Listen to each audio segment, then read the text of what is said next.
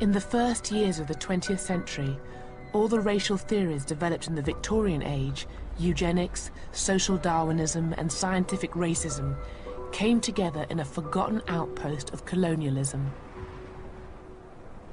This is Namibia, but at the dawn of the 20th century, it was the German colony of southwest Africa, and home to an ancient people called the Herero. In 1904, they rebelled against the brutality of German rule. What followed was to prefigure the worst crimes of the 20th century. The Germans committed innumerable massacres and atrocities, but they were unable to hunt down and destroy all the Herero people across such a vast landscape. And when the Naaman, another of the Namibian peoples, rose up, the Germans turned instead to a recent invention, the concentration camp.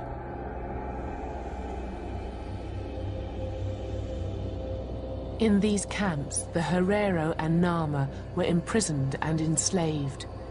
Thousands were worked to death, others raped, beaten, or simply murdered by the guards.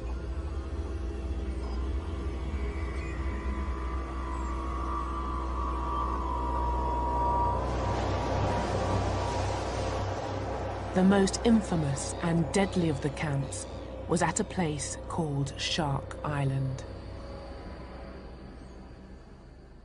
Shark Island was established for the express purpose of killing people.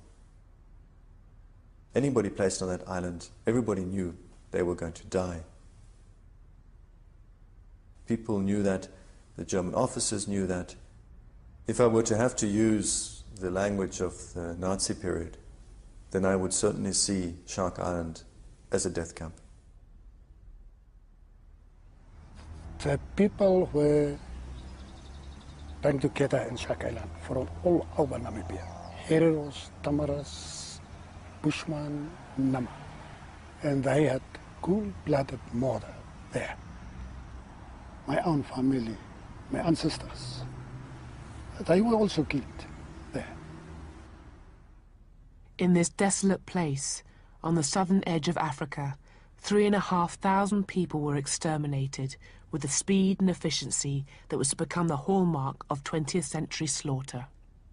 The genocides which took place in Namibia in 1904 to 1909, they are the precursor to what happens in the Nazi period. They are the precursor. They have the same symptoms in the sense that you can see the bureaucratization of mass killing. And this, for me, is the central thing. It's not just killing for killing, no. It's a combination between killing and bureaucracy. Today, Shark Island is a campsite for tourists. The Africans who were frozen and starved to death here have been almost erased from memory.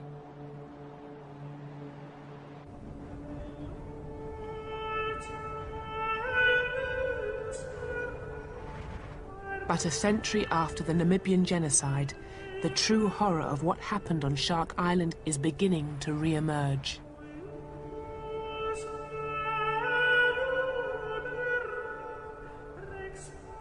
In a recently discovered mass grave, just a few kilometers from the site of Shark Island, lie some of the victims of the 20th century's first genocide.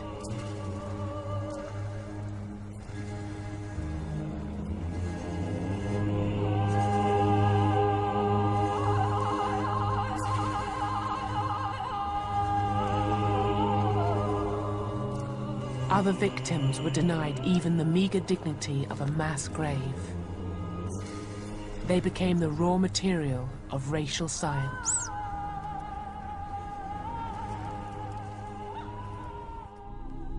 Their skulls and even severed heads were sold to museums in Europe and used to prove the inferiority of Africans. The trade in skulls was so accepted that it was even depicted on a postcard.